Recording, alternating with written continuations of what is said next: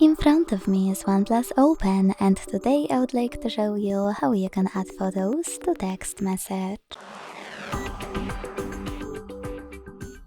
Begin by launching Messages app and selecting or creating a chat.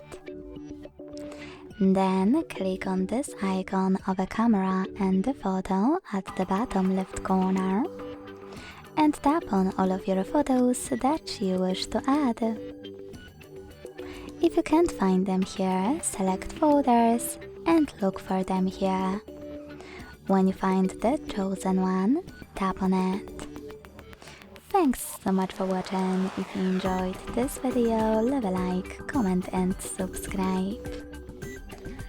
Bye!